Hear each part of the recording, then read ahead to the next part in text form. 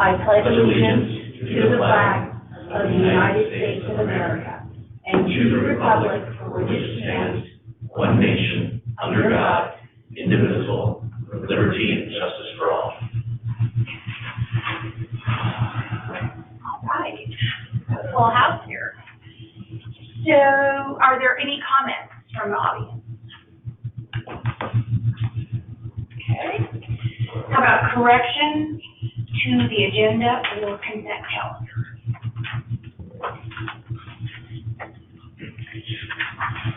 Okay. Do we have a motion? Move that we approve the consent calendar. Second. Okay, we have a motion and a second. And the vote.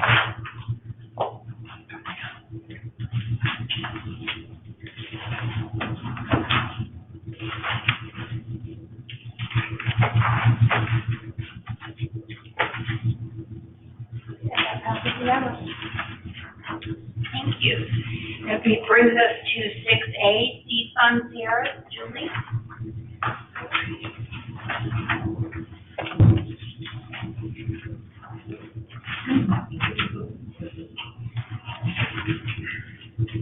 Good afternoon. Can you guys see this presentation on your screen? Yes. They're still coming up out here. There we go. All right. Well, I'm excited to be here today to present to you the culmination of a year of effort to bring together this exciting project for the wastewater treatment plant, a solar array. We've got a couple of goals for today. First, we're going to start with a presentation of the project and kind of walk you through where we've been over the course of the last year. We'll present some of the key features and benefits of the proposed project and talk about the financial impacts of adding solar power here at the wastewater treatment plant. And then we'll provide an overview of the road ahead to implementation of the project. At the end of the presentation, we're going to be asking the board to lend its support formally to the project by acknowledging a letter of intent between CORE and ProStar. Before I get started, I want to make the board aware that we have, in the last couple of days, received an outpouring of support from members of the community in favor of this project. We've received no fewer than 20 individual letters from community members, including a very detailed, nice letter from Joe Irvin, the city manager, in support of the solar project and its goals. So with that, I will go ahead and get started. The district has considered solar on and off over the years as the technology and the solar industry has developed. The idea of a solar project has always made some sense to the wastewater treatment plant because we have a large centralized power-consuming facility that's surrounded by high-capability undeveloped land that we own. But when we've dug into the details previously, it's never really penciled out. Now we have a convergence of factors that have tipped the scales in favor of solar. The district's cost of power is going up quickly as the cost of solar projects is going down. Changing climate is resulting in warmer winter storms, improving our year-round production potential. Wildfires and the threat of power safety shutdowns has the district thinking about how it'll continue to provide its services reliably and cost-effectively during extended power outages. The city has adopted sustainability goals, and as the largest power consumer within the city limits, SPPUD has a big role to play in meeting those goals, and regulatory mandates on emissions may not be far behind. I'll give you a little bit of history. In the summer of 2020, the district worked with other regional agencies and the Seed Fund Sierra to identify the best team to bring solar projects to the region. CORE provided the standout proposal, bringing together national experience with local expertise to tackle the challenge of developing cost-effective solar in an alpine environment. Over the course of the last year, the district staff has worked diligently with the solar team to define the parameters of the best project for the district and to answer your questions and address your concerns about certain aspects of the project. So we're here today, as I mentioned, as a culmination of this effort to present the project to you and to answer any remaining questions that you have so that you can make the commitment the team needs to move the project forward.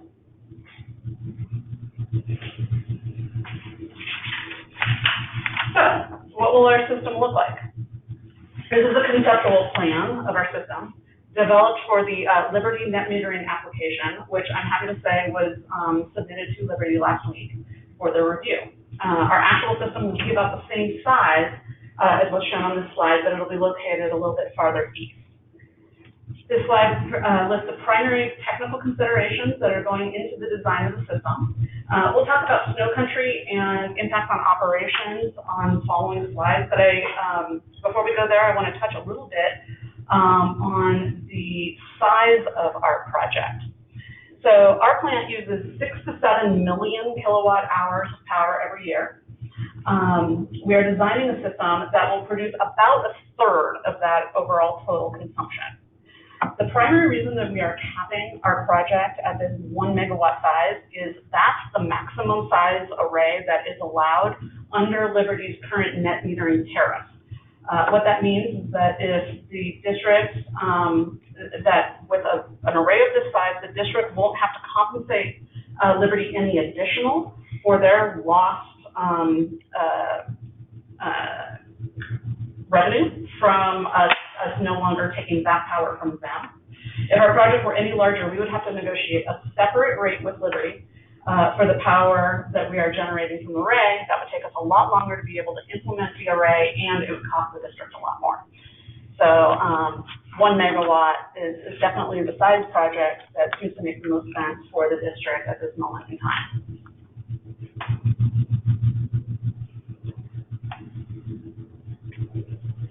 The purpose of our wastewater treatment plant, as you guys all know, is to reliably treat sewage and to export recycled water out of the Tahoe Basin.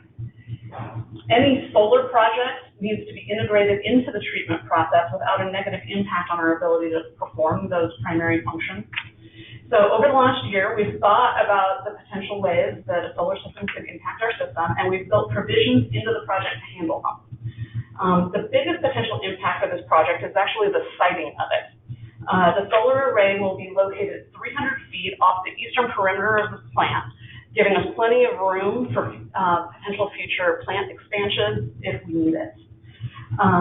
We've also included language in the contract that will allow us to actually shut down the solar array when we need to perform maintenance on the plant, or if the power coming from the utility is dirty and could be harmful to our equipment, then we can also shut down the solar array and run off of our generator until the quality of the power improves.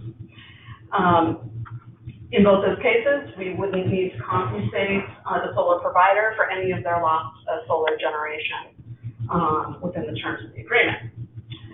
And then we want to make sure that the solar system plays well with the other treatment processes.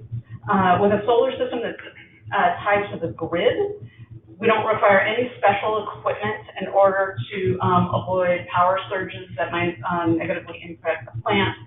Those can wreak havoc on electrical motors and other equipment. So that was another consideration. And finally, we don't want the solar array to be a maintenance burden on the district's small electrical staff. So with a PPA, which is the recommendation that we are making, we will be buying the solar output, but we will not own the array, and we will not be responsible for the ongoing operation and maintenance of that solar system. Now I will turn it over to Trevor for a few slides. He'll talk to some other features and benefits of the project.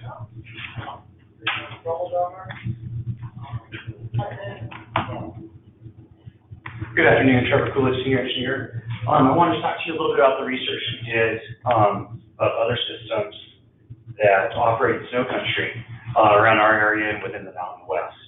We reached out to Truckee Sanitary District, Mammoth Community Water District, and the City of Aspen. All of them have had projects that have been online for at least 10 years. All of them had very favorable feedback. Truckee Sanitary District reported replacing 1 panel over the course of 13 years. the Mammoth Community Water District exceeded their production by over 10% in the first year, and the city of Aspen had equally high production as a result of the cool weather at altitude. Solar panels perform better with cooler temperatures. So in reaching out to each of these, we gathered numerous tips and lessons learned. We've incorporated those into the requirements we put on the solar developers and the actual designs being put forth in front of us. For example, within these system agreements, we have structural design parameters to consider wind, seismic loading, and snow loading. In addition to that, we've considered snow in both the configuration of the system, that's the row spacing, the height, and the slope. And we've considered the production losses due to snow, The project panels are bifacial panels. Those are panels that benefit from the reflections of snow or the underlying ground. So they're like two-sided panels. Those perform better in winter by about 10% according to NREL studies. The Canadian solar panels are some of the highest rated for snow load. So we're quite confident that we won't have panels under snow loading. The winter production losses are, I want to stress, are considered in the production guarantee microstar. The overall system's been derated from what you typically expect for our area, and so the production guarantee reflects that. And also in the event that snow is required, ProStar is responsible for that. In addition to snow removal, we're responsible for removing any tree growth or vegetation growth that might occur and shape the system. We even have pollen removal during pollen season. If you ever have to clean your windows, that's also a concern for production. So in placing the system in the context of our long-term visions for the plant, this 1 megawatt project offsets only a portion of the wastewater treatment plant's current power demands, Julie mentioned around a third. And a project of this size allows us to get familiar with solar without being 100% reliant on it. It also allows us the capacity and the space to expand either the solar system or to bring other generators online, whether that be a biomass cogen facility, fuel cells, gas turbines, whatever it might be in the future.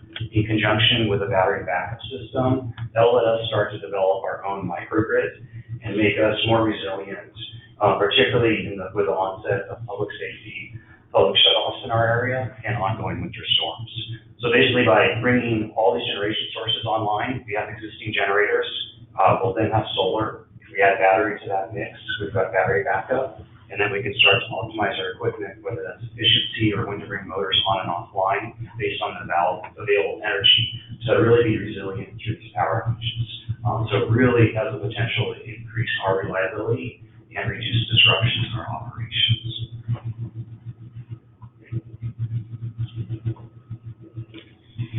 So this is a kind of a cute slide, but it does reflect the benefits or kind of what we're mitigating by bringing the system online. I want to also touch on just the benefits of solar. Liberty's current energy mix is 37% renewable. That exceeds California's renewable portfolio standard, which is great, but it is all coming from the Nevada desert. By bringing the system online, we'd have a local source of energy that wouldn't be disrupted by transmission issues along the way. We might not have a local power system shutdown, but there might be one along that transmission line due to a Nevada fire.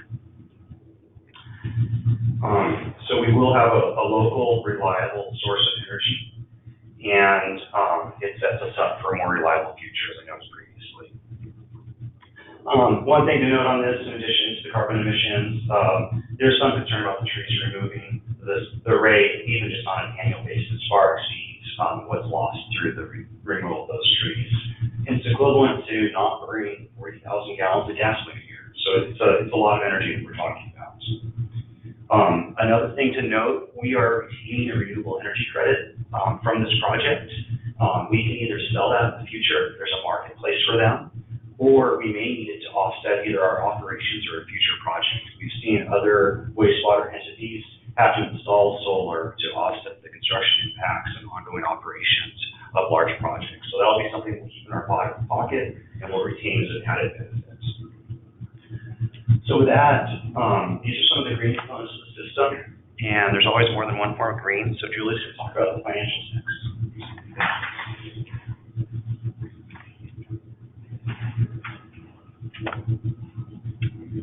All right, well, a year ago, when we started evaluating the pricing of the solar proposals that we were receiving, I had taken a look back at our Liberty rates from 2016 to 2020.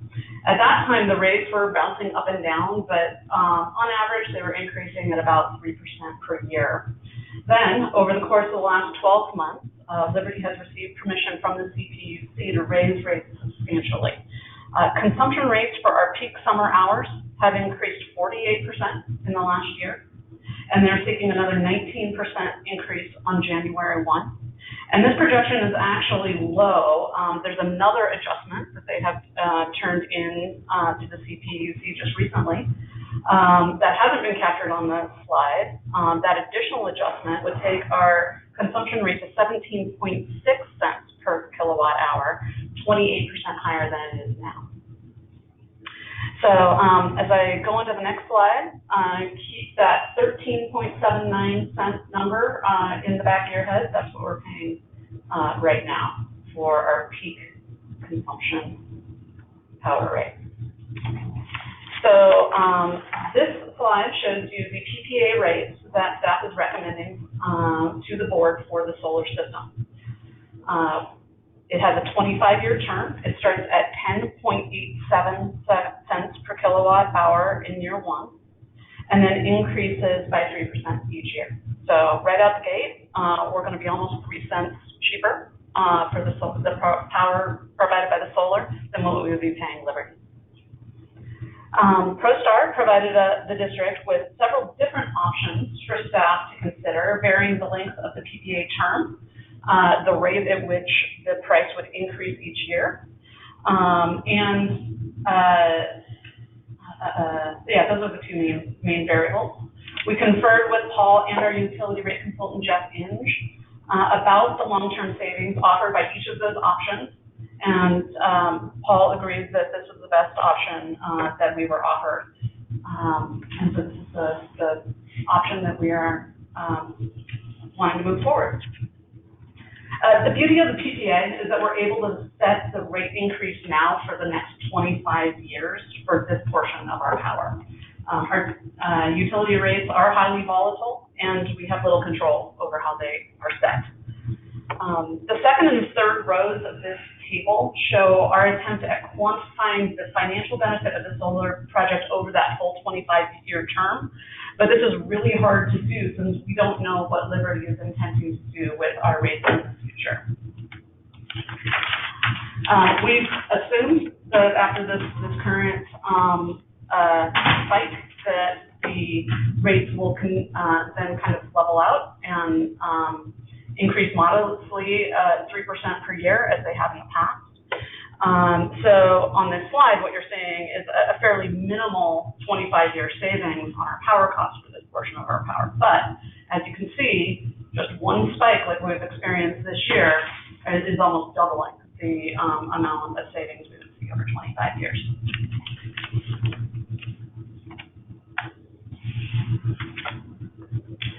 This will be the district's first solar project, and so staff and the board have naturally had questions about how to address certain problems if they arise over the life of the array. This slide presents some of the most common questions that we've heard. Gary has worked closely with district staff to make sure that all these concerns are being addressed to our satisfaction in the power purchase agreement. I'm not planning on taking time today to walk through each individual item, but Gary will present them in as much detail as you guys would like to hear when we return to you in a month with the actual PPA contract for your execution.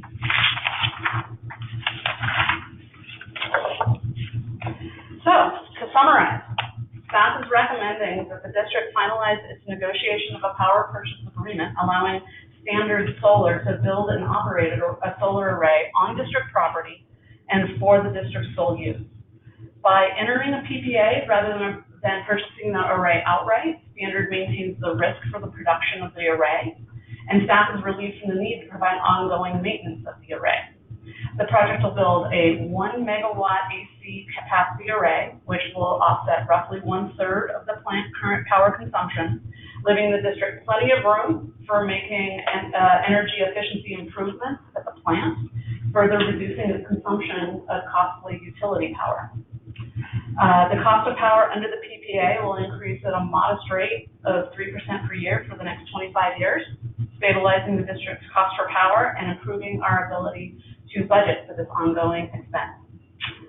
And so if you don't have any questions now about the terms of the PPA, I'm going to hand it over to Michael Keller from CORE, who's going to walk us through just a couple of brief slides about where we go next. Anything at this point from City? You say Gary was going to go through that previous slide that you had there? When we return next. Conditions of bankruptcy and things. Yeah, so when we return next month and talk about the provisions specifically that are in the PPA, then we'll go through them at that time. You can ask specific questions right now if you want to know. But... I can wait till next month. Okay.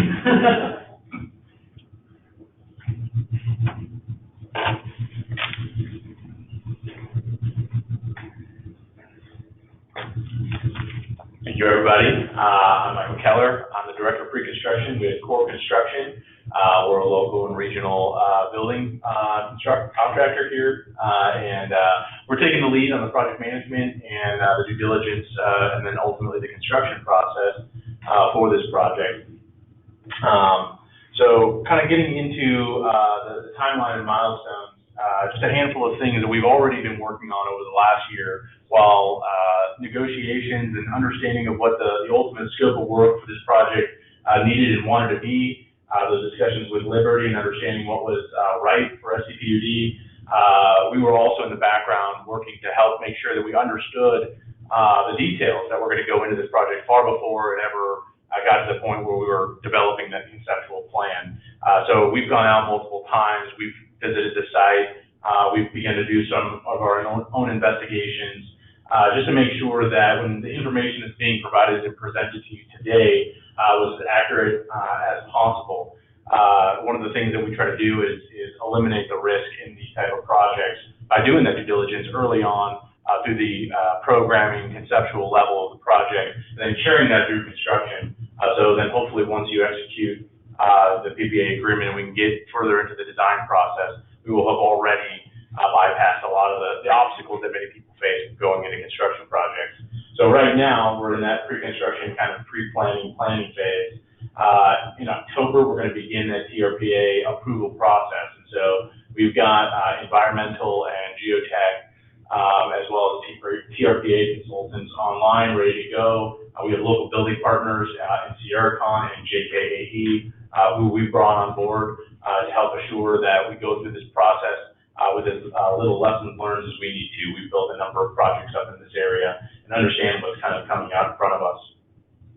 And all of that is intending to begin construction activities on May 1st during the TRPA grading season allowance. So we want to make sure that we hit that window. There's quite a bit of tree removal and earth work that needs to be done. So we want to maximize that season so that way we can begin our underground electrical work in June, doing our solar racking in July, August. And then ultimately in October, by the end of the year, we will be commissioning the project for a end of the year, basically turning over a live photovoltaic system for you. And again, just some of the next steps here. Today, the board approval acknowledgement of our letter of intent. And then in September, the executing the agreements with the PPA and our licensing that'll allow us to begin that design process and move forward towards that May 1st construction start. And then again, that allows basically the beginning of October, allowing us to kind of move forward with all of that work. And so if you have any questions about the planning construction process and the reason why we're a member of this team and why we think we're right for this team, please feel free to ask any questions.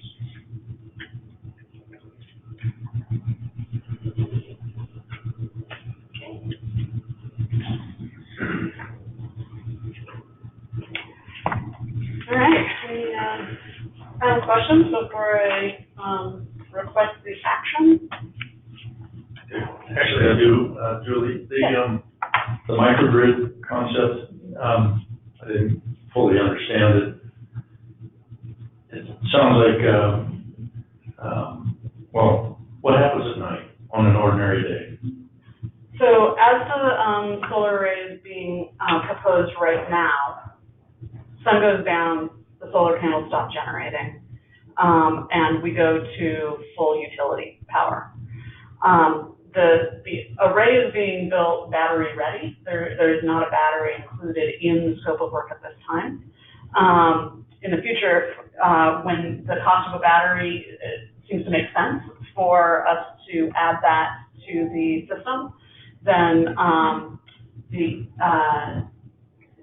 any excess power available from the solar system would go onto that battery and be stored and then automatically discharged to the plant after the sun goes down.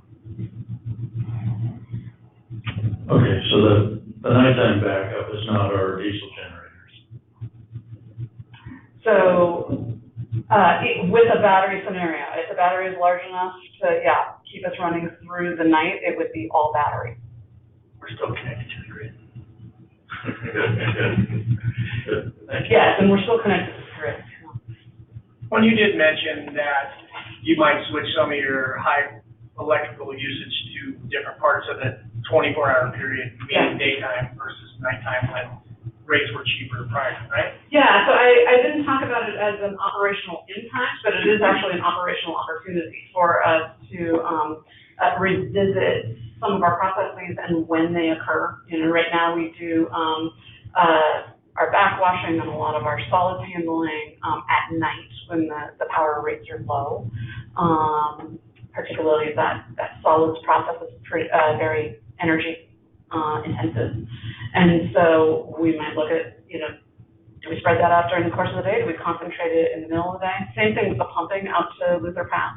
We try to keep all that pumping happening at night, spread it out during the day, do more of it during the sun hours. So I was just going to say there might be some folks in the audience that wanted to speak to. Anyone in the audience have any questions? Should I request Lori, I believe, Kemper? Yes. Maybe just come up one at a time. I didn't want to.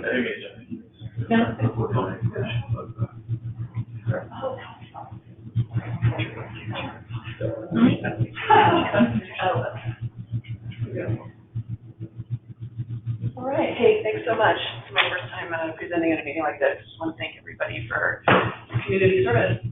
I'm here today in two capacities. First, just as a customer, I wanted to say that I just want to express, I'm a person who is deeply concerned about climate change, about wildfire threat, and I just wanted to express my support for any measures that are climate adaptation and mitigation measures, including this project. The financial reasons alone are enough, right? Secondly, I wanted to represent a group of community youth that I've been working with lately.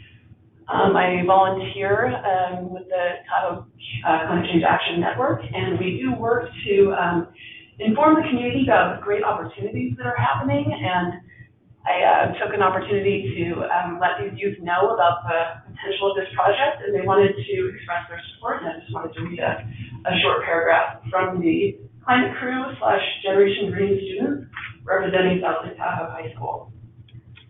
Dear STPUD board members, the students of South Lake Tahoe are signing on to this letter to voice our support for the STPUD going solar. The benefits of solar cannot be denied.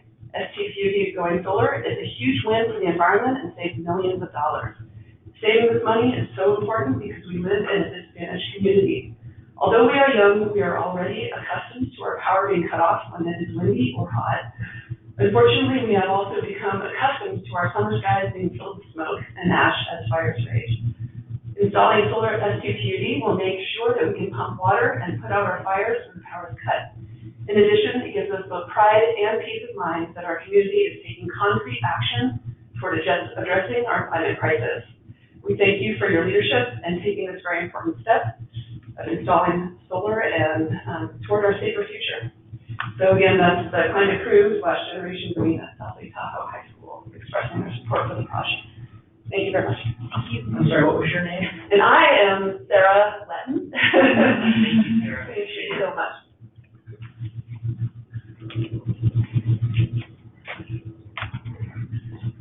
Good afternoon.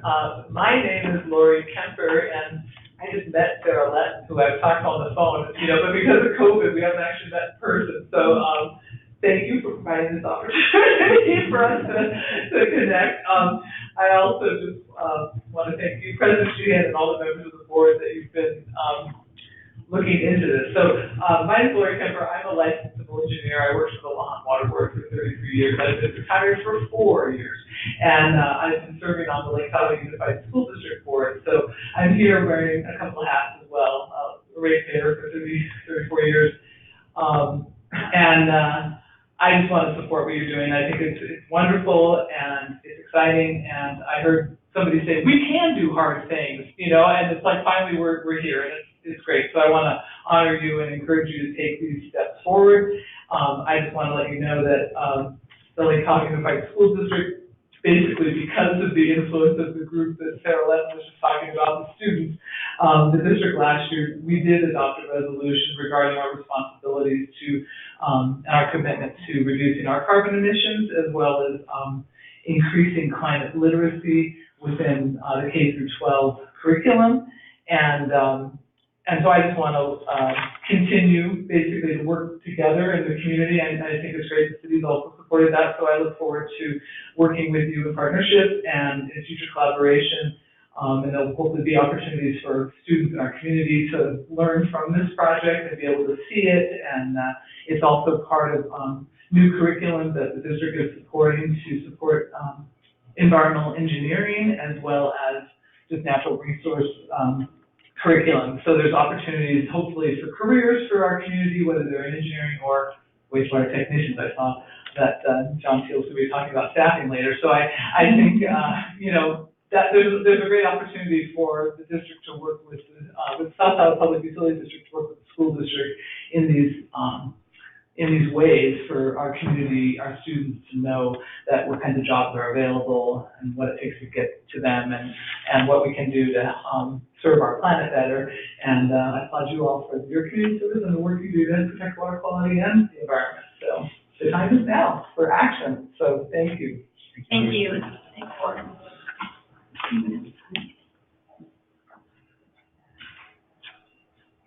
Hi, I'm Robert Ehrlich. I'm a retiree also. I've worked for various agencies on water quality issues over the last 30 plus years.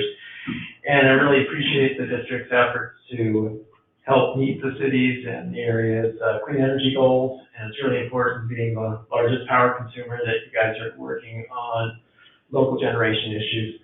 And if there's any opportunity for us to kind of help you work with Liberty so that it reduces the cost of additional solar capacity, kind of let us know, because it looks like you might have room to increase your capacity. And again, congratulations for working on these projects. I do have a couple of technical questions because I'm kind of new to this. One is the 1 megawatt plant going to be sufficient for plant operation solely on solar power at any time? And then the second one is I'm not quite sure how to do the conversions on the sheet that talked about the plant producing 1,408 kilowatt DC hours to making, how do you translate that to a 1 megawatt plant?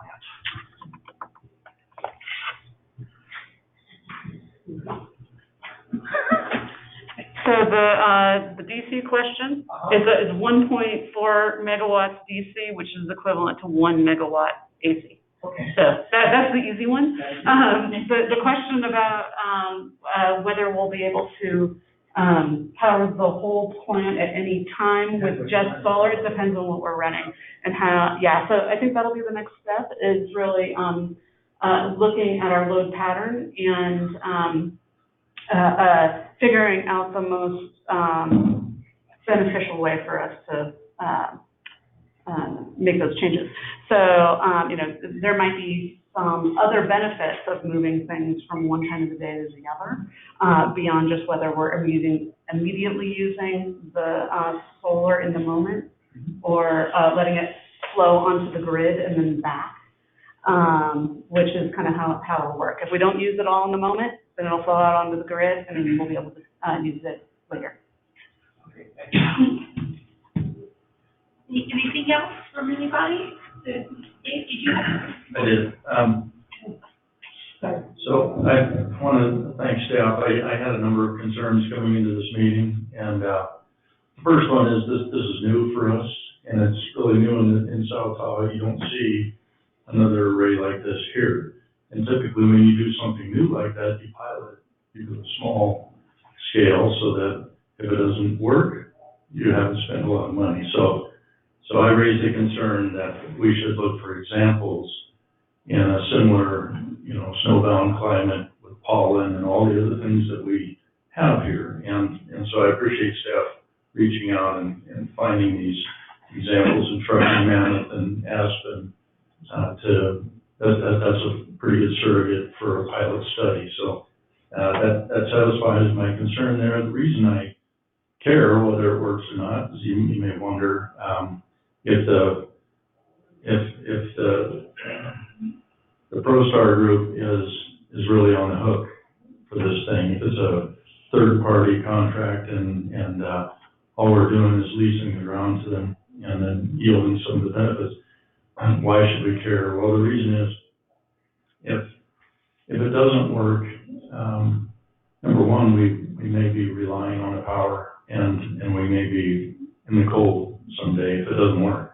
Number two, if it doesn't work and ProStar goes bankrupt or some version of bankruptcy, we may end up holding the bag, or they may sell it to a third party that we don't want to work with, or maybe we're not in favor of. So I want to make sure that ProStar is going to make money and is going to fulfill their full 25-year term. So that's why I wanted to make sure it works. So, but in the instance that doesn't happen, I'm glad to see that you've included or considered provisions for bankruptcy and third-party takeover and those types of things. I do want to see those before, agreeing to the agreement. I understand today's action is to acknowledge the letter of intent, and I'm certainly, based on what I've heard today, I'm willing to go there. But the agreement is a separate action, and so I will want to see those provisions. And I understand that Gary will really get us up to speed on that, correct?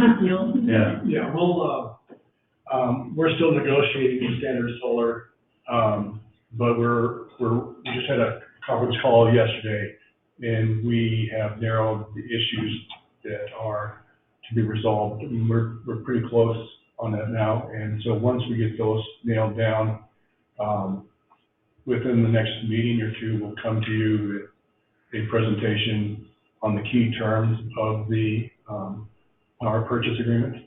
So then we'll walk you through those at not at ground level, but up a little ways so you don't get lost in the weeds. But it's about a 25-page document right now.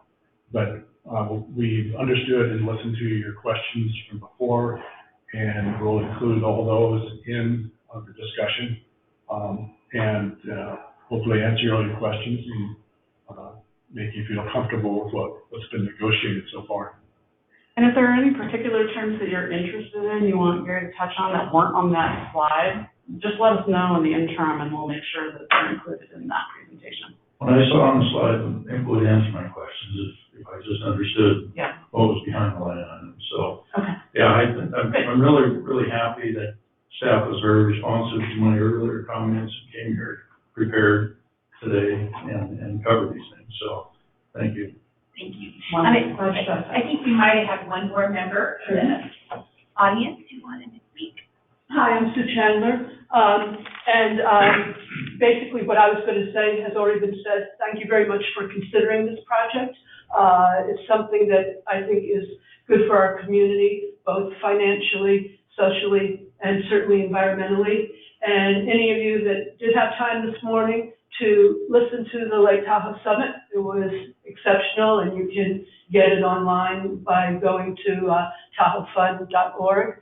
But the one thing that was stressed was the importance of a community like the Tahoe Basin becoming energy independent and setting up as many microgrids and making it possible to be independent as far as climate change and forest protection. And this is a step in the right direction, so thank you very much.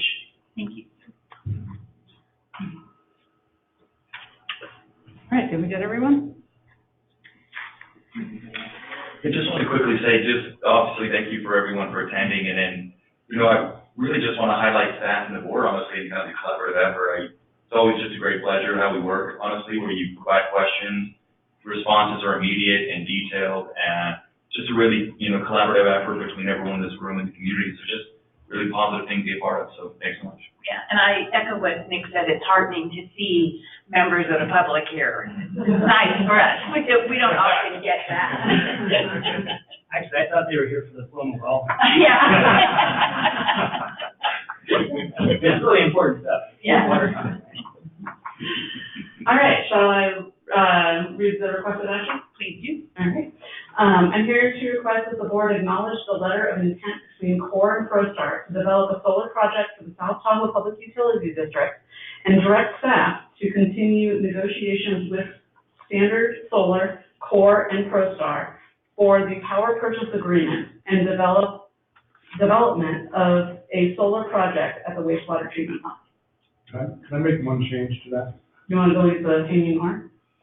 Yeah, that's the agreement between Standard Solar and ProStar. I'm sorry, which agreement is between? The letter of intent, It's between, Standard Solar and ProStar.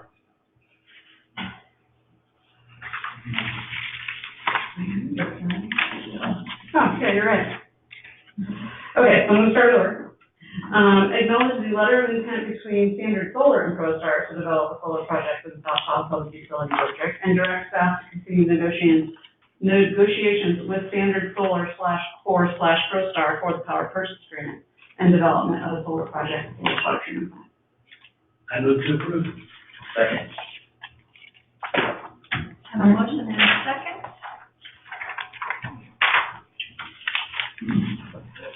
And vote.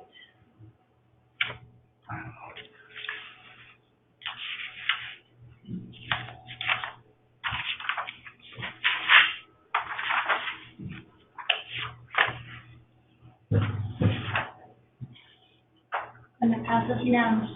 Thank you. Okay, that brings us to 6B, Paloma Well Rehabilitation Project, rebid, and that's EVO.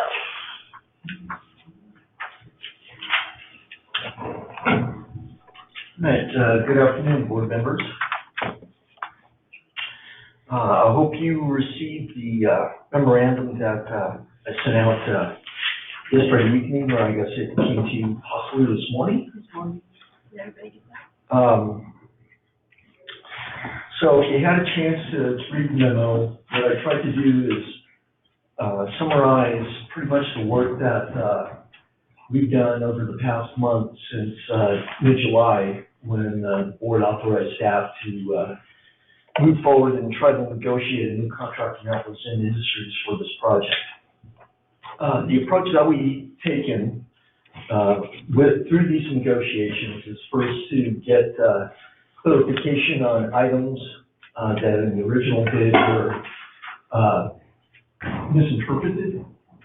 And then the second thing that we try to do is try to look at different ways of looking at how to go about doing the rehab where we could leverage some of the existing equipment that the district already had and had removed from the well for reinstallation into that well. Along with that, we also did work due diligence-wise as far as getting clarification from Department or Division of Drinking Water on use of NSF certified versus NSF compliant materials for the project. And we also had a number of conversations with FlowServe as far as what exactly they were proposing to do with refurbishment of a motor for the well, and whether that would be, if they'd stand by that as a certified item versus a compliant item. And so we've done all that, and what I tried to convey in the memo is the now, I think in the board item that went to you last week, there were 3 items, and we have 4 items on the table. The 4th item, the 4th option was to use or purchase a brand new pump, use that with the district supplied refurbished motor that was NSF 61 certified, along with reusing of the existing column pipe that we pulled out of that well. That was option number 4. And so if you look at the table, what I did highlight is the recommended option for the project, which is that final option. And what that getting or using that as a basis of bid award for Zim Industries would give the district the flexibility to basically move forward with the rehab and reinstallation of equipment that would include a new NSF 61 pump as well, and have that mated with our refurbished motor. And what I'm also recommending is that we've been talking with the manufacturer, FlowServe, about doing a refurbishment on the pump. And I started that conversation actually was a day ago. And the reply that I got from FlowServe this morning, someone suggests that if they were able to refurbish that pump, that there would be a potential savings of about 75 or 25% less than the purchase of a new pump. So what you would look at as far as costs for option 4, it would fall somewhere between option 3 and option 4, between the two, if that was possible. And so that is the recommended approach that we're bringing to you. Again, I understand, there were a lot of questioning as far as the level of costs as compared to the estimated probable cost for the project. I have gone through and looked, actually I had Star Glaze, our contracts administrator, she went and did a search through our electronic bidding system through Planet Bids, and if you compare as far as estimated costs for award and actual what the actual bid amount that was that actually went out that they had to that they accepted, those costs, that cost differential is pretty common. It's been as high as over 85% on some projects, and that's for a number of different agencies within California. So with that, I hope I also have answered the board's questions about this project, and open it up to you for any questions that you might have about moving forward with the project. Anybody? Yeah. So, sorry to take away some of the warm fuzzies from our solar. But I gotta say, I'm a little disappointed in the negotiations for the cost reduction. And I know it's not anything you could change. My problem is I feel like we're backed into a corner on this. And I don't like that feeling. So I'll ask one more time, because I can't remember what you said the first time. How long has Paloma Well been down? Since October of last year. Since 2020? Yes. And you think we've exhausted every option we have as far as getting this work done in the current climate? But what about, it just doesn't sit well with me, and I may be alone here, but I'm not convinced that I'm gonna go along with it. So I don't know, anybody else got any comments on this, or is this just me by myself? I guess this, again, I'm not an expert in drilling wells and motors, and then I don't even know what the industry even looks like, but I can sense that considering the drought conditions in California, it's like the second major drought in the last 5 years, that these types of providers are just calling the shots.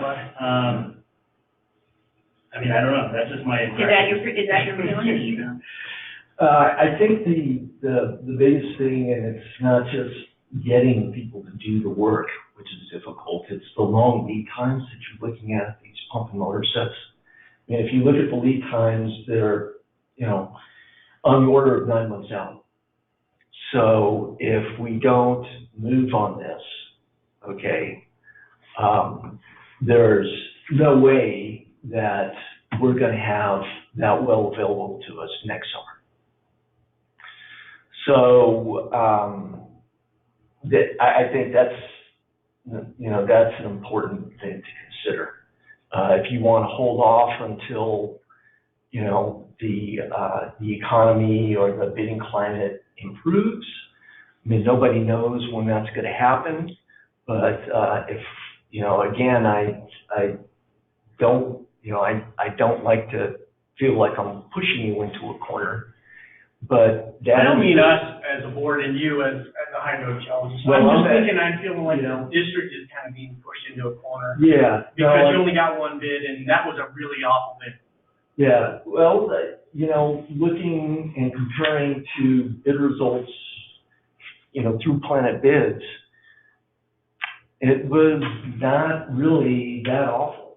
Well, we can justify it, but it's kind of on par with the levels of increase that you have seen, again, between what was expected and what was actually received. A lot of those, the cost increases are due to actually the parts are much more expensive. It's not, in recent years. it's a number of things that I think I pointed out or tried to point out. But not just, as far as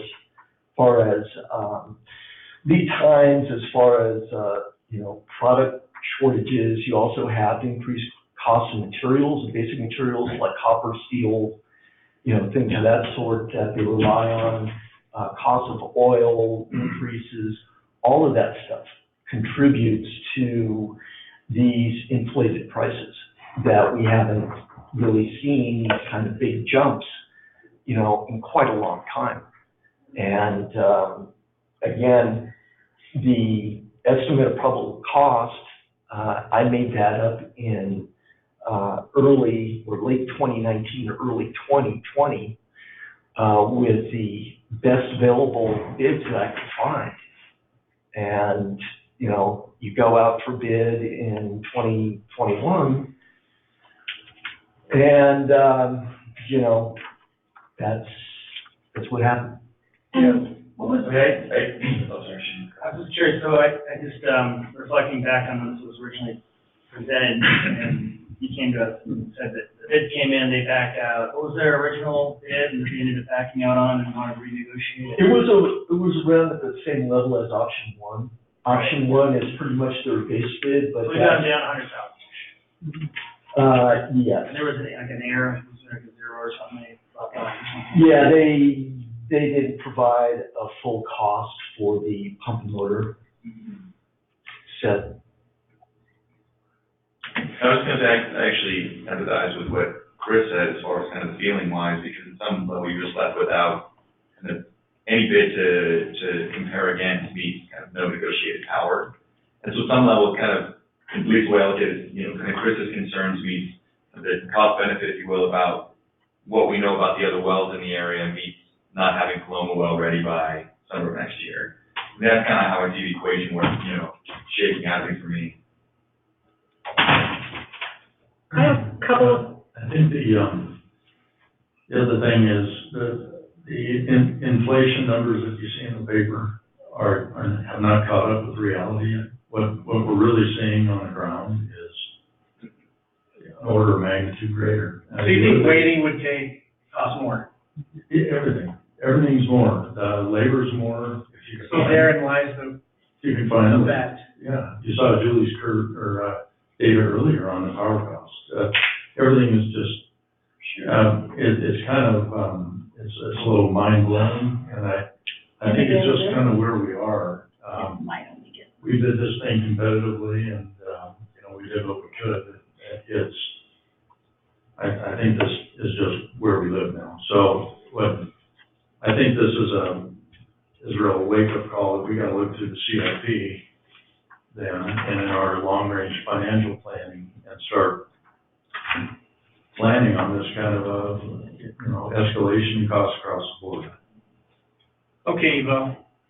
They convinced me. I'm not gonna find you on Did this you one. have input, or if he said, okay, you're. Well, I just was gonna say the same thing that Dave was saying, but Yeah, no, I think we, the market is just changing, you know, so rapidly, and with infrastructure funding coming down the pipe from the Fed, that's only gonna make the prices go up more, right? As everybody becomes so busy that, you know, they can't keep up, so. I'm not willing to bet that they won't be busier or more expensive in 9 months, so I don't wanna look like the dummy that said we should wait. The other, the other point I wanna make is that, you know, our El Tahoe well, which, you know, is sort of if Paloma is our third most important well, El Tahoe is our second most important well. It's actually much older than, Paloma, correct, Evo? Several years older than Paloma? It is, yeah. And it is on the CIP to be rehabilitated in 3 years' time. So this has been, you know, a good lesson for us on how to better estimate these things, and, you know, we'll put that information to use as we move forward the El Tahoe well. And so, you know, we need to get this one back online so that it is in service and we can take El Tahoe out and rehab it. And yeah. I was just gonna kind of do your point, Dave. Before we start to get to budget time, there'd be the opportunity to look at some of the kind of projected costs in the future to kind of this new world as was described. And maybe not even to give it as kind of finalized in that packet, but just some reasonably kind of honest, conservative estimates. I mean, this could even be one of your baseline examples, but just so you have, you know, a more fuller picture when we get to that point. So when we do our budgeting, we currently use a 3% escalation per year for construction costs. I've been talking to some of our partners around the lake at different agencies. They use a higher number, and so, you know, I am interested in talking to them about, like, you know, what numbers do they use, and how are they, you know, coming up with something higher, you know, and getting that backing for it. Just as some perspective, I've had a couple other clients just bid out wells, and they came in 40 to 60% higher than what they expected. So it's not isolated to this area, even in Southern California. They got bids, but they're all high.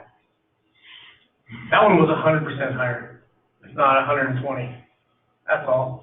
Yeah. And I'm sorry, but the bid items that they were throwing in there look arbitrarily selected. And so if you think it's the best we can do, Evo, let's just do what you gotta do. You know, Chris, working with these guys for the past month, I mean, they've provided what we've requested, and that's just kind of how the numbers are playing out.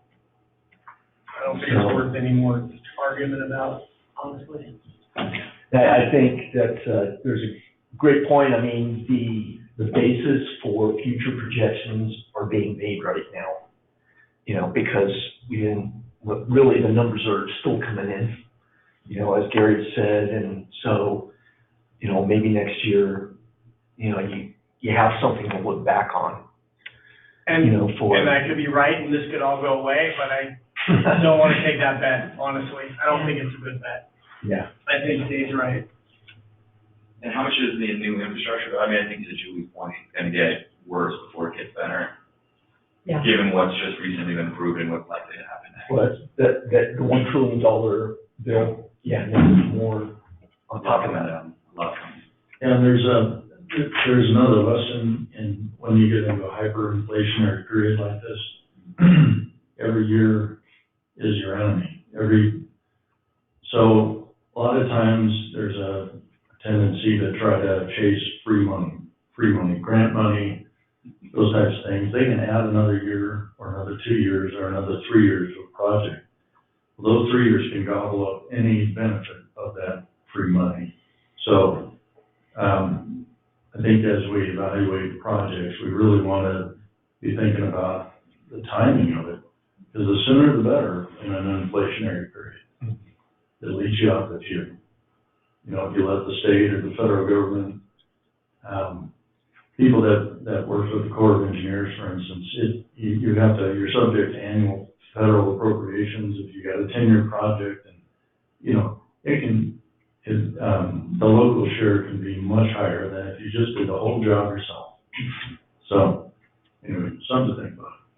And we did have 5 years of engineers estimates for a while there, didn't we? We had our run, yeah.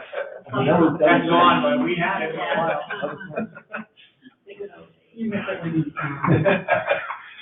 Okay. All right, then. Okay, so, the staff recommendation to the board is, the concluding paragraph of the memo. And from that, it is to accept the ZIM bid proposal for option 4 as a basis for bid award for the project in the amount of $566,347. Second, authorize the general manager to increase PO 2021-0908 by $66,590 for a refurbished NSF 61 certified submersible motor for use in the project. And 3, authorize staff to continue to pursue costs to refurbish the existing submersible pump removed from the Paloma well using NSF 61 certified parts for possible reuse in the project. So moved. I'll second that. I have a motion and a vote. Thank you very much. Thanks for putting up with me. We get free dinner from that too? I want to meet Mr. Zim. Yeah. Now that would be now. Okay. 6C, Diamond Valley Ranch Facilities Emergency Repairs Project. Yes, this is a request to continue the emergency action approved at the last board meeting. Jim and Trevor are here to provide an update on where we're at and where we're going. But first, actually, I'd like to recognize Buck. Buck, the board, and others have been made aware of the great service you provided during the Tamarack fire. And here's a summary of some of those events. On Saturday, July 17th, the Tamarack fire, which started as a lightning strike over Independence Day, grew rapidly, heading quickly towards Margarettville and Woodfords. Buck McClellan, I think everybody knows Buck, back here in the orange. Oh, yeah, come on up. Come on up. Buck's our pump station operator. He was keeping a close eye on the situation out there. He lives in Woodfords.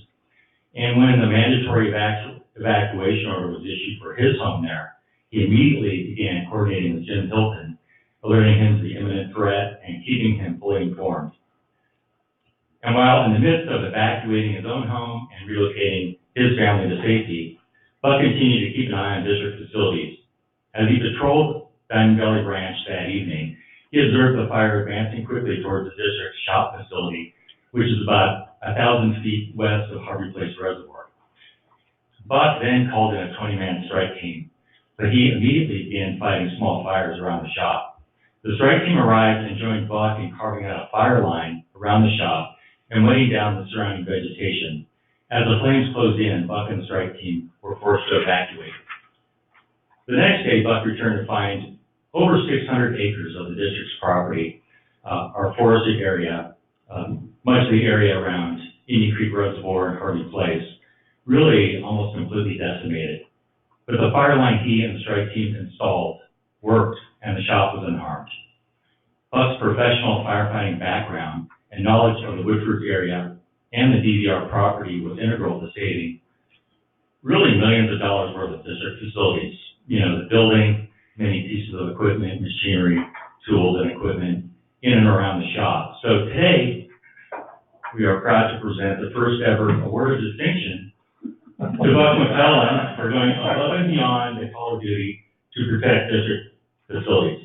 On behalf of the district, our board, our ratepayers, and the community of South Lake Tahoe and Woodfords, thank you, Buck.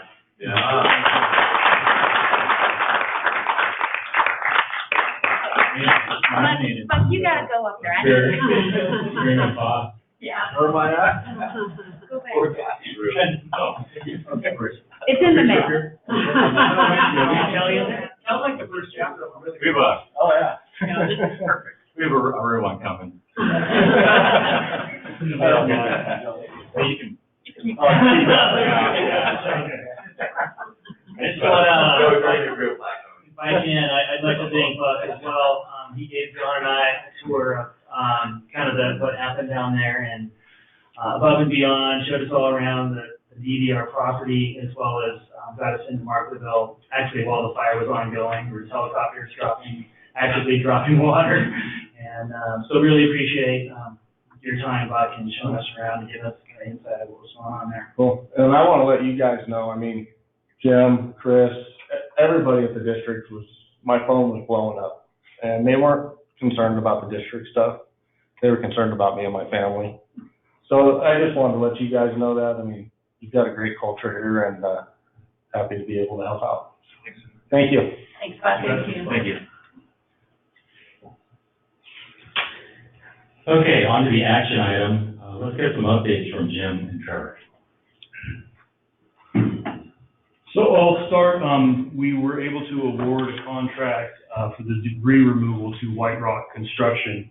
I believe they received a notice to proceed today and will be quickly moving in to get that debris removed. And we're in good shape. As long as we get water flowing by Labor Day, we should be able to get to Deadpool with the reservoir, which was my concern originally, as you know, pretty quickly. So we also, Julie, Trevor, and I had a good meeting with Gannett Fleming, a consultant firm we brought up to, help us analyze the future for erosion control, and they've had some good ideas and provided us a technical memorandum that we'll work from. Trevor and I, the following day, had a great meeting with the BLM staff, the Bureau of Land Management staff, that will help us with the erosion control. Timeline's kind of uncertain, but what we did find out is that that's going to be our resource, the BEAR team, the Burn Area Emergency Response Team, which is pretty much only dedicated to the forest, the Humboldt-Toyabe forest. And so Trevor and I will be working directly with the Bureau of Land Management. And then next week, we're going to sit down, Julie, Trevor, and I, and talk about bringing on a forestry consultant for looking at all the hazard trees and, possibly salvage logging and whatnot. Okay. Sorry, I just had, I couldn't recall from last meeting, what were we were looking at financing mechanisms for, I'll just call it the slope restoration effort. Were we looking at financing mechanisms, was I correct in It was looking at more or less, the delay in why it took so long for us to get the contractor on board was making sure that we've dotted every I and crossed every T for potential future funding from, FEMA. Because I just was thinking about what Dave had said, just recently, in that the likelihood that this is going to occur given the soils on site meets precipitation that caused the event. And once we start to run the frequency means how much it costs to clean it up. What is that cost in years in the future when we start investing today, right? it's just something like, and not to have the answer today, of course. No, you bring up a great point, Shane. When I came on board, it's something that's near and dear to me a little bit, in the sense that when I looked at our infrastructure down there, one of the things that was kind of frustrating is where do you start to improve on facilities when whether it's be it fresh water going to Indian Creek Reservoir or the recycled water going to our ranchers, you're conveying a commodity that you're not receiving a penny of revenue from. So how do you really assess how much money and the efforts that you want to put forth?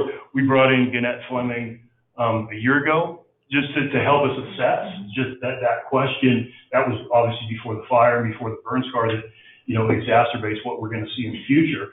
But to help us along, what do we do? How do we, this 40-year-old unreinforced canal, what's the best methodology moving forward to help us? And now I think it's truly forced our hand. I mean, to your point, these debris flows, which are going to continue regardless, of what kind of measures we try to put in place. It's fighting an uphill battle, no pun intended. And, at some point in time, we have to really look at that cost-benefit analysis. Jim, correct me if I'm wrong, but if I recall, the district doesn't own the ditch. No, we don't. It's one of those unique things, Gary, as you probably know better than I. It was set up in this Diamond Ditch Mutual Owners Association. The word owners is kind of a misnomer because it's basically the ranchers, have that authority, in essence, to have us convey water to them, but we're on the hook through this, longstanding agreement to operate and maintain this facility. Exactly. And we built it, is that right? Yes. We improved it. We've Approved it, it was a Kirkland ditch? It was before Indian Creek, when we used to convey all the tertiary treated water to Indian Creek, it was just an earthen ditch with one inverted siphon. And then when we built Harvey Place Reservoir, we improved the conveyance facility to an unreinforced concrete channel and then added another siphon. That was 40 years ago. Is this, curious about, as we move into the Diamond Valley Ranch strategy, we're calling it, is this going to be part of that conversation, just in terms of what the options are there? Just taking out the strategic plan for recycled water facilities, and this could, I think, impact a few of those alternatives we'll be looking at. Yeah, and I've always been a proponent. Basically, we're delivering hundreds of millions of gallons of water a year, I would think, free, and we're receiving nothing in order to maintain the infrastructure to keep that water flowing. So minimally, we need cost recovery on those waters that we're delivering, in my opinion. Yeah, the contracts come up in 2028. So, hopefully with the strategic plan will help us as we begin negotiations with those that receive the water. Well, wasn't that the reason for all the irrigation and the farmlands, so we could disperse the water over our own agriculture? To give us an option, yeah, absolutely. And hopefully there'll be more options, constructed wetlands, more options as well, potentially. Unfortunately for the ditch itself, I'm not sure we can wait for the, results of the strategic plan to make some decisions about what to do with it though. The planning process is going to be 3 years, and then the first project coming out of it is probably 5 years down the line. We've got unstable slopes now, and so right now in the 10-year plan, we have a ditch improvement project on the 10-year in 3 years' time. But we were going to start working on the roads out there next year. So I think we may end up, maybe swapping and pulling forward the ditch improvements and, we just need to figure out what more substantial improvements need to be made to, keep that thing running so that we're not out there every time it rains with a backhoe and an emergency to clear it. Yeah, and just working with BLM on some of those areas that seem to be flowing directly from their lands into the ditch, giving them some buy-in from them to do something about it, help us, maintain or stabilize those slopes or whatever. it was really eye-opening for me to be out there because I hadn't seen, you know, the whole thing end to end. And it's clear that there are some areas that there is a lot of load up there still that could come down. Some, it's like, you know, that storm came through and now when you look up, it looks like a rock stabilized slope. And so, you know, there may not be much more coming down from certain sections, but some of them, there's a lot more to come.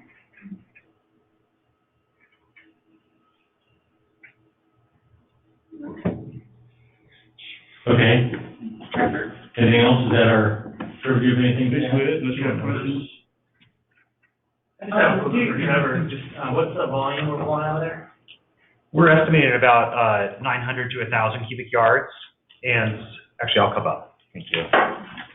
So, no, Jim did a great job. I was checking off my talking points as we were going through, so I've got new exciting facts that you can present. It's approximately 1,000 cubic yards, and I will say that while it may seem like we're moving slow up there, our goal is we've had a rough start to this fiscal year, and so our goal is to maintain our eligibility for FEMA reimbursement if and when there is a federal declaration out there. So we're trying to be very deliberate, but very quick in moving through our purchasing process.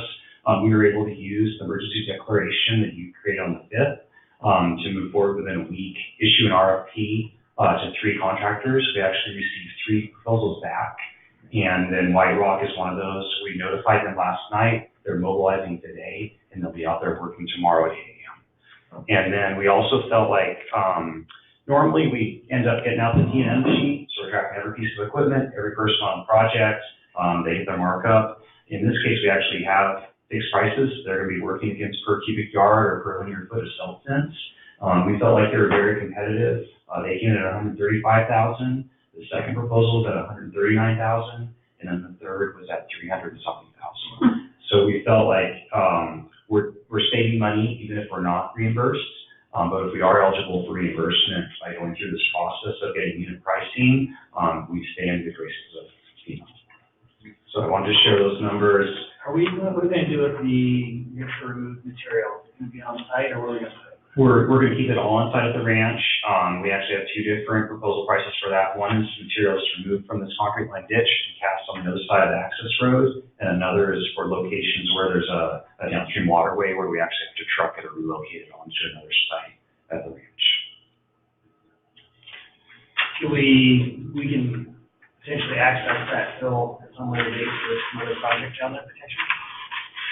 Sure. Jim's got a nice little stockpile of all kinds of materials. We treat the environment with respect, but we are able to move very quickly in Alpine County in comparison to Tahoe Basin projects. So we're working with that flexibility. But Jim mentioned it, but we spent a lot of time, at least BLM laid eyes in person on our issues. The Forest Service is now aware, and Lynn Nolan has a meeting with OES out of Alpine County tomorrow morning. So we're still exploring those funding opportunities. It may be that there's FEMA mitigation if there's a federal declaration. It may be something through OES. It may be that we're talking to Paul about an SRF loan for this facility. Just a quick update, because literally just before the board meeting, we were notified by the state that there is not going to be a federal declaration, so it'll be a state-funded emergency. It's good news that there's going to be some state funding. Bad news is not as good as the federal funding. The local match on the state side is 25%, where on the federal side, it's a percentage that's in between 5 and 6. The toughest bit of news is that with a state-funded emergency, there's not any mitigation funding. So looks like we most likely will be on our own for that. And again, the request for proposals we put out is just kind of the bare minimum to get us back up and running. There's no Cadillac options on what we're paying for. It's just to clear out the ditch, clear out a little bit behind the fence to buy some capacity, and then hang some filter fence to mitigate runoff temperature. So just to summarize, we're at 132 on this to remove the fuel, and then we've allocated 300,000 to deal with the situation. So we're in good shape on that. And I don't want to go off on this, but out of curiosity, is there criteria that establishes when or when not that declaration is made? Or is it like a political lobbying effort, like all things seem to be in today's world? I'm assuming there must be. I don't know what it is. but that was the information this OES provided us today. Yeah. It does seem to be a federal declaration. Jim has been in contact with McClintock's office. I think John tried to make contact as well today with staffers and reps from the office who are pushing that angle. Yeah, we're not check sure. out to them and see what that would take. They're kind of captivated on Tahoe today. Right. And so maybe that, well, and explain maybe hard to reach today as well. But, maybe we're able to kind of, with that spotlight on Tahoe, kind of utilize that to our benefit. But I think in the background, were there only 2 structures lost in the Tamarack fire? There's a very limited number of structures. 2 homes. 2 homes. So on the federal disaster spectrum, the Tamarack fire's kind of in the shadows. I think you're seeing a lot of action with the Caldor just because there's so many homes threatened. And so that's one of the challenges in getting federal declarations that we're up against. Because the BLM's looking after their facilities, Forest Service is looking after their lands, and we're kind of off. There might be something coming out of that BEAR report in terms of later funding available for statewide slopes, revegetation, things like that. So. It's a very interesting engineering report. There's several debris flows estimated at more than 10,000 cubic meters in 5 different locations. Like, you don't want to be at the gas station in Markleeville when it starts going.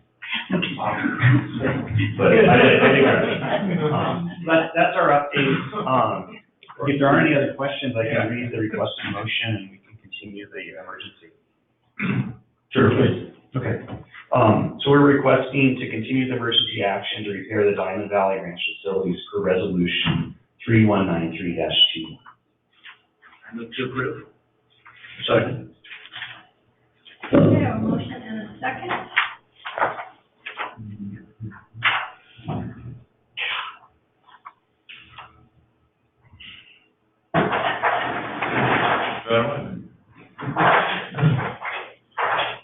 For some reason, only my yes button works.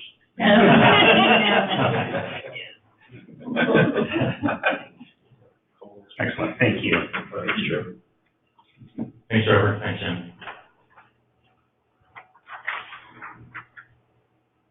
All right, think I've got the next one. You do. This item is to approve the conversion of an existing OIT, which is operator in training position, to a base level operator 1 position. I've provided a financial and operational backup in the agenda item, quite a bit of detail. There are many operational benefits, as I discussed, but sort of like the solar, the beauty is that it also makes financial sense right now and at every point in time throughout the life of the operator 1 position. And this change will also build some immediate bench strength with some approaching retirements in the plant operations department. And the ad hoc committee met on this, the Committee for Structure, Service, and Efficiency. That's Kelly and Chris, and they are recommending this conversion. Any other comments or questions from the board or the committee? No, I think we beat it to a dead horse last time we talked about it. Okay. Are we the requested board action, convert the existing operator in training position to an operator 1 position? So moved. Second. I have a motion and a second. And the vote?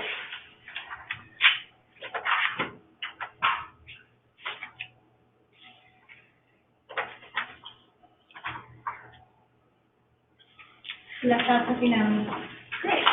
That moves us to payment of claims, and I'll move approval of payment of claims in the amount of $1,545,840.60.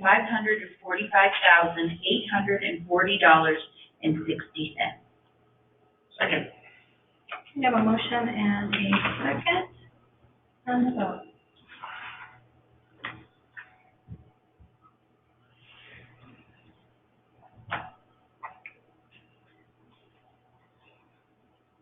And that passes unanimously.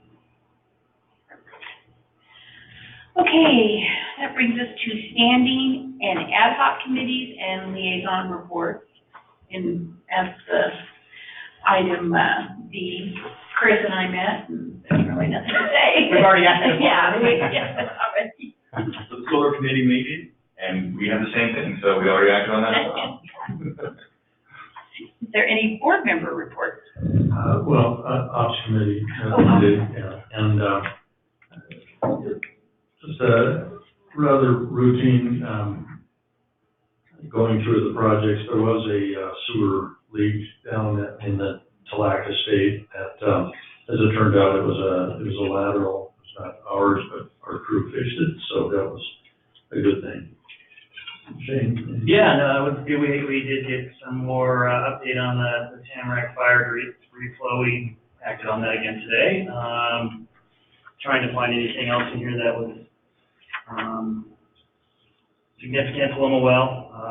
Talked about that again today. So yeah, everything essentially that we talked through there in large part was talked about here today. So. Eldorado, board member reports. Anybody? Negative. Eldorado Water Agency Purveyor report.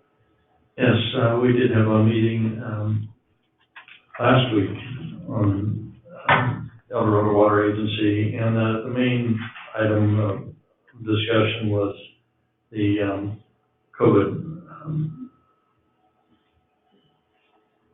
COVID Rescue Act. Can't read my own writing.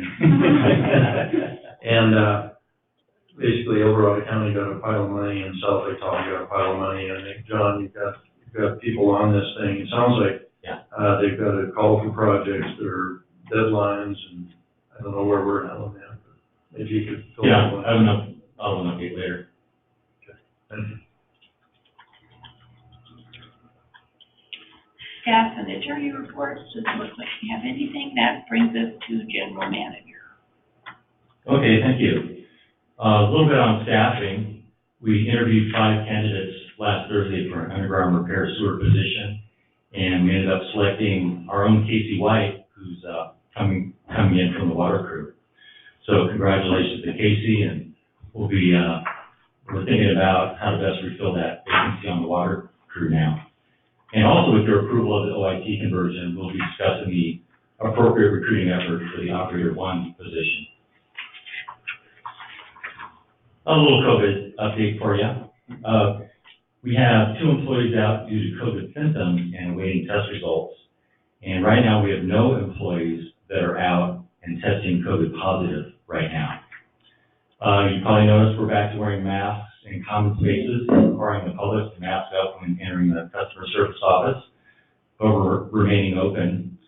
And the decision to bring the mask back was based on recommendations from CDC and CDPH, and also Barton pretty heavily.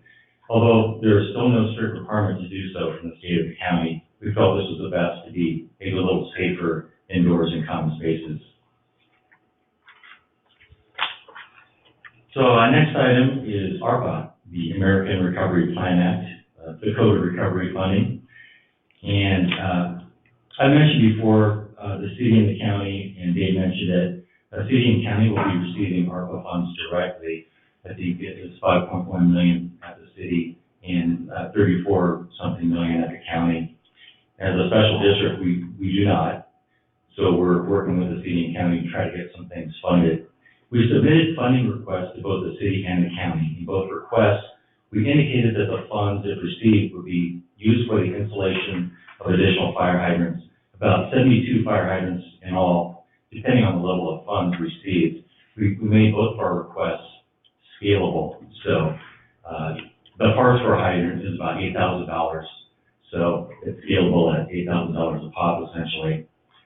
At the city, we made a $300,000 request for 37 new hydrants within the city limits, and we have been successful in that effort. So really good news, City Council met on Tuesday and approved the city hydrants project as part of an array of other city projects, and certainly appreciate the support from Joe Urban, Tammy Wallace, and all the city council for approving this hydrant project. And per our proposal, the $300,000 will be used for parts only, and the district will be taking care of the installation, I think likely our own staff. I think this type of partnership was also an important part of the effective request of the city. We're hoping to have similar success with the county. Of course, we actually made a $600,000 request for hydrants and also a $50,000 request for emergency communications. So a wide range of funding opportunities for the county. And the county review process is now underway as of August 6th. So I'm going to do some outreach here, like I did with the city, work with Colorado Water Agency, actually Tahoe City PUD, I talked to Sean earlier today, Supervisor Novacell and others to build some support for these hydrants projects. Any questions, comments on ARPA? It's just great work taking advantage of that opportunity and you're looking to utilize it to kind of solve some of our community goals. Yeah, that worked out really well. We were pleasantly surprised, let's put it that way. All right, next, 2021 goals. On Monday. I'm sorry, John. Yes, sir? So what was the other requests from other entities, or how did money shake out elsewhere? I mean, I looked at the request that went out for kind of a community vote. I actually don't know what the council approved yesterday, but they all came from their strategic plan. And when I put this hydrant proposal in, I referenced elements of their strategic plan. So then I think that was a key component. I don't know if anybody else has more information on what the city approved. Yeah, a little bit. They, and I didn't listen to the meeting, but just talking with the council members. And so apparently I don't know if you had a chance to look at the survey they sent around. They looked at it kind of from just almost a democratic process through that. The things that were in the strategic plans that received votes. So, like you might understand, there's like the hydrants, but then there was also money going to some planning related things, expanding the ice skateboard park, some infrastructure things like, you might imagine. Thank you. On the 2021 goals on Monday, I emailed the board my own mid-year assessment on the status of the 2021 board goals we put together in February. I assessed each of the 12 strategic categories, provided a brief status assessment, as well as a graphic kind of showing the current status and my year-end projection for each of those 12 strategic goals. Overall, a lot of big goals, mostly on schedule and set up for substantial completion by the end of the year. I kind of like that status indicator. I don't know what the board thought. I plan to expand on this at the end of the year using a similar format, if that is suitable to the board. So I guess I have a question. Do you find this to be useful and informative, or do you have any other thoughts from the board on this effort so far? I apologize, I haven't taken a look at it yet. I will give you feedback. Come on. Really? I was at a meeting all week out of town, sorry. I did look at it as well, and I like the format. I kind of had this graph, completion graph showing, my current assessment and where I think we're going to be at the end of the year. Okay. So, I spectrum. I appreciate it. It's almost four, but not quite. Not quite. We're never like completely done. Almost there. Gotta have something next year. Under promise, over deliver. Yeah, and obviously, feel free to contact me later with comments. Actually, at any time. There was one item I highlighted, goal 2D, on whether the board would like to get into updates to our vision, mission, strategic goals, or logo this year.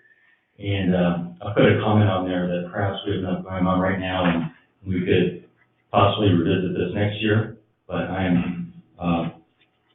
we can talk about that now. I can continue in the future. Whatever is your desire. Future pain sounds good. Yeah. Future pain? Okay. So look at that logo right now. Yeah. Logo. Stupid smart. Hashtags. My brother actually refers to it that I'm on the St. Pud board. Yeah. That'd be a good time for me. Yeah. The brother I like, I'll put it that way. Yeah. So is there consensus that for this item, looking at the mission vision, we'll push that to next year? Yeah. Not this year. Okay. Pretty easy. Throw it into one of those committees. Talk about it. Ad hoc. Yeah. Okay, my last item is Tahoe Keys Water, and I do just have a short report, Dave, but. Short report, Yeah, yeah. All right, have a good weekend. Thank you. Okay. I just mentioned that if you're wanting to wait around to speak to anybody, it's probably only gonna be a couple minutes. You didn't say anything about the staff picnic? Is there more on the agenda? There is nothing else. Enjoy your weekend. See you next time, thanks, Dave.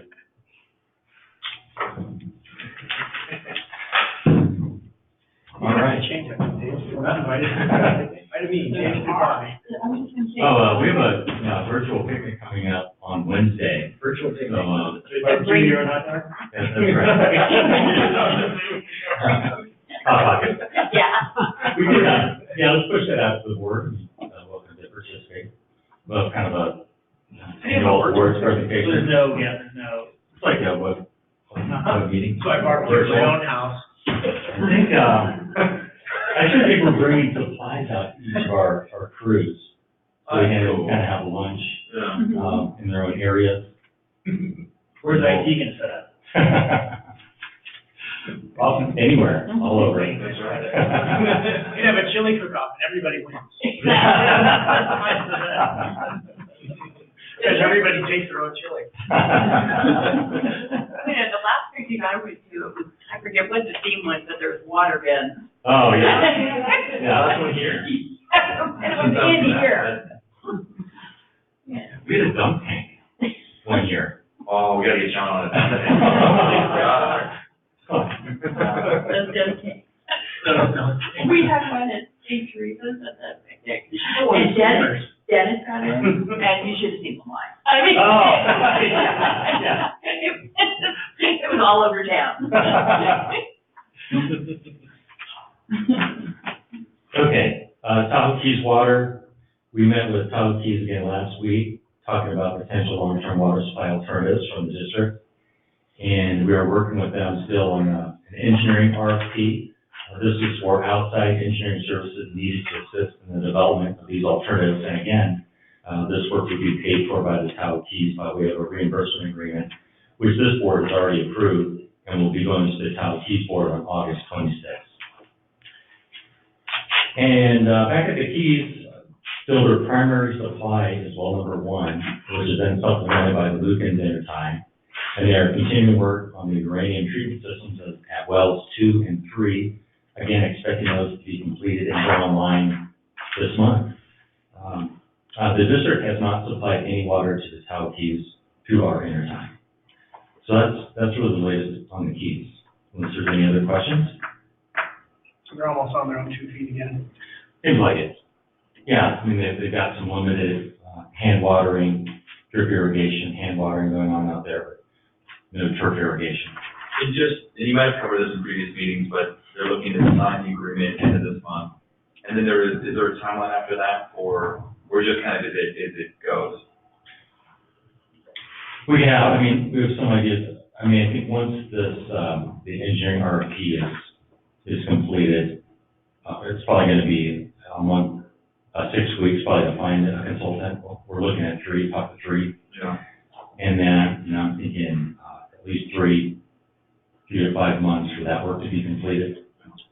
And it all kind of depends on what they're doing and what the Keys would like them to do. Because they're also doing their short-term and long-term facilities planning as well. The treatment was a part of that. They're looking to install a storage tank on site, installing meters. So how those things mesh with this engineering RFP will impact the schedule as well. Like I'm thinking probably the rest of the year it's going to take before we have, before we track them as 2 alternatives, the kind of wholesale water agreement and not the final answer on what an acquisition would look like, but I think starting on what some of those kind of range of numbers might look like, probably by the end of the year, or probably by next February. I mean, I figured it'd play out for a while. It's not terribly concerning, I'm just curious. Yeah, it was, beginning of the summer is all hot and heavy on that, so it's kind of tapered off, and it's really the Keys that's driving the schedule on this to a great deal. It would have been nice for for Dave to give us an update on what was down on the board meeting yesterday. It was awesome. What did you for me? Yeah. I don't know, I just, it sounded like it was, They have an expensive and difficult problem solving that in front of them. For sure. That's all I have. cool. All right, well, we see the past and future meetings, and this meeting is adjourned. Thank you, everybody. So, I've known Rob for a long, long time, right, so. Oh, yeah?